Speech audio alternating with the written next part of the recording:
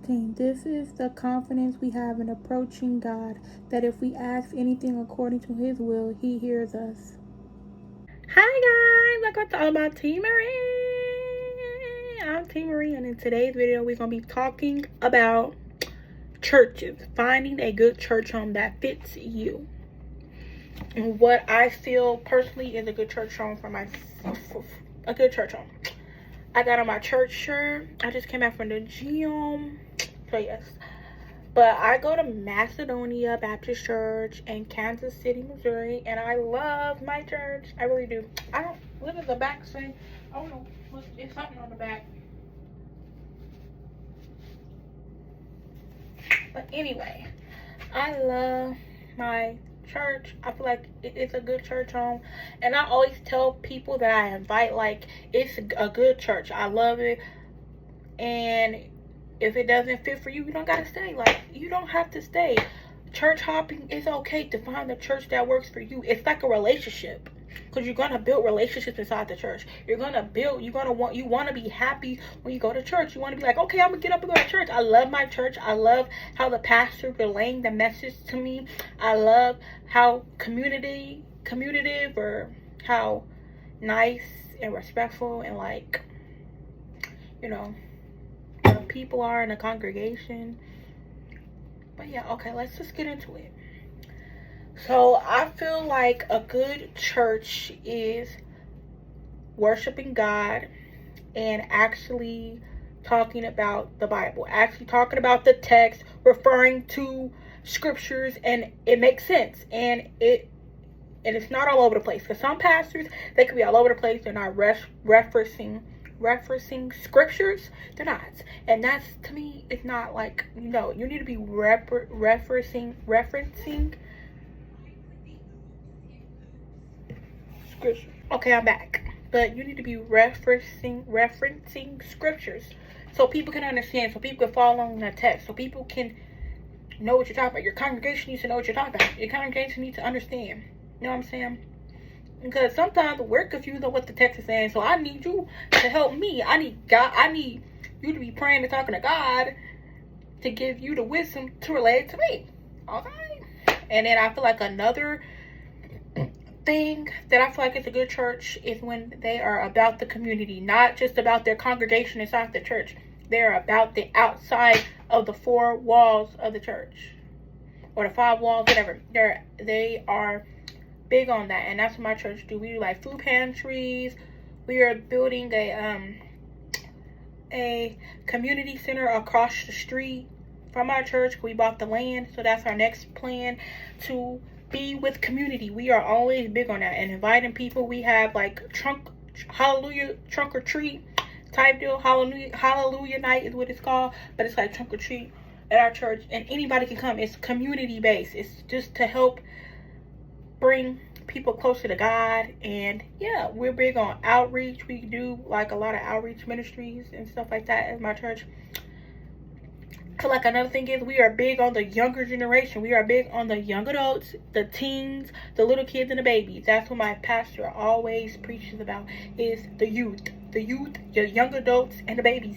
Like, because his example was, which makes sense, is if you have an old church where it's just like where a lot of old people are, what's gonna happen? When the church is gonna die, when everybody dies, because you're old. But you want your church to flourish. You want God's kingdom to keep building. And so how do you do that? You have stuff and relate the message so the young people can understand. So we got teen church, we got children's church, we got the nursery church, and we got like the middle age, like the little kids that are like 3, 4, 5. We got them ages, because I think the youth church at my church, it starts at 6. It's like 6 to 12, and then teens is 13 and up to 18, and then after that you're a young adult, and so forth. And then yeah, they got the nursery, and then they got like the in between, like the 3s and the 5s, stuff like that. So they got that too. And they talk about God, and they do a lot of different stuff, which I love. We got a lot of different things and activities that go on in our church. Like, we got the praise dance ministry, which I'm a part of. We got just the choir. We got a lot of different things. We got the sisterhood ministry. Like, my church is big on community. Like, we are where they got the men do certain stuff and then the women do certain stuff, and it's just all separate, or you can come together. Like, we got stuff to where you can feel comfortable. And then my pastor also, he's like, bring your ideas, whatever you want to see happen in the church, whatever you want a group to start, bring it and let me see your idea. Like, he is big on that. He is big on, if you got an idea and you think it will help our church for God's kingdom, bring it and we can make that happen, or try to make that happen. See how we can make that happen. And I love that as well. So I feel also, yeah, I don't know what else to say, y'all. I don't know what else to say, because literally I just gave you a lot of examples of why I feel like a church is a church. But like I said, not everybody can, like, those are why I purposely feel like it's a good church. And there's other reasons too, but those are like my main points. It's like having a youth inside the church heavily, so when the older generation dies off, which we all gonna die, so yes, I said it, when the older generation goes, that means your church will still be functioning, God's kingdom will still be flourishing, and we don't do nothing without God. Like, our church, we gonna ask God before you do anything, you know what I'm saying? Make sure God is okay before you do anything, because we don't do anything without God's permission, and that's what we're going to. And our goal is to make disciples too. That's our goal. Our church mission is go and make disciples. Go and make disciples. Disciples are going and spreading the word and making other Christians, or other child of God, going and spreading his word and doing the right thing. And yeah, but I also feel like not every church is for you, because you got churches that don't align with your beliefs or don't align with how you're feeling, and you don't feel great, so go find another church. I don't like when people are like, oh, all you do is church hop. Yeah, because I don't feel comfortable in this church, or if I do like it, I don't want to join this church. I feel like they're the church that I really will feel like is for me. You know what I'm saying? So you have to find and keep visiting the same churches or different churches to see, okay, I like this church, okay, I might want to join this church, or I like this church, okay, let me, you know what I'm saying? It's just different. Like, everybody cannot go to the same church. Like, everybody just likes different churches for different reasons. Maybe because it's how the pastor articulates his message, or maybe it's because of the praise, or maybe it's because of the community, or maybe it's because they feel safe, or maybe it's all those things combined, or maybe they just love the choir, or maybe the word just touched them that day to make them want to. It's all different. It's how you feel in your own heart, mind, body, and soul, and what God is leading you to. Because like I said, you should pray before you join the church, and you should don't do anything or make any decisions without God's permission. So I joined my church in 2019, and we was going there here and there. Like, that was like basically our church, and I joined in 2019, and I love my church. I adore it. Like I said, I told you all my reasons, but yeah, I told you all my reasons why I like my church. And y'all, they got more shirts. We're selling the shirts again, because as you can see, the shirt is like might be like a year or two old, and I wear a lot, like every week basically. So I'm ordering two. I'm ordering another black one, because I love the black one, and I'm gonna order me like a red one. But our church colors are blue and gold. What's that? I think, no, blue, and yeah, blue and gold is our church colors, and black. But yeah, they got all different color shirts. But I'm gonna order me a black one, because I feel like black goes together with everything. And then I'm gonna order me a fun color, which is red. I don't know, I could get blue, because that's our church color, but I don't want blue. I'm gonna get red, because I think red is cool. I think they got a yellow shirt now you can get, and I think they got like an orange shirt, but like I said, black and red. Black and red, black and red. I want them to get the sweatshirts back out. I hope they bring the sweatshirts back out during the winter time, because I didn't get to get a sweatshirt last time, and I'm pretty upset about it. My grandma got one, and I'm like, my grandma's also a member of my church, and my grandma's friend is a member of our church, and she got one, and I'm like, what? So yeah, but it's all how you take it. What you feel is in your mind, or what you feel in your heart, and what God is leading you to find a good church home. And I recommend y'all that anybody that lives in Kansas City, Missouri, to try and visit my church and check it out. It is Macedonia Baptist Church in Kansas City, Missouri. Because if you look it up, they're going to pop up one in Kansas City, Kansas or something like that. But no, we are in Kansas City, Missouri. Macedonia Baptist Church. And I love it so much. Like, they are so kind and welcoming. And just, you just feel so good walking in a church. You feel so good walking in church. And we're all about community, want to help one another. There's going to be somebody that just want to pray with you and just be with you and just make sure you are okay and try to help you any way that they can. Cause we work with people we got like a jail ministry, we got like the like the transportation ministry, we got everything, a lot of stuff that you could think of.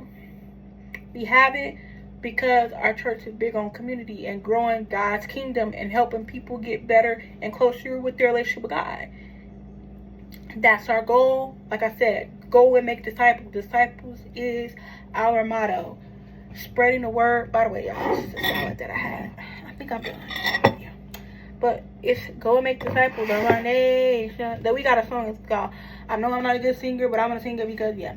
Go and make disciples. Go and make disciples. Go and make disciples of our nation. Therefore, go and make disciples. Go and... I'm not on the right beat, whatever. I'm just snapping because whatever.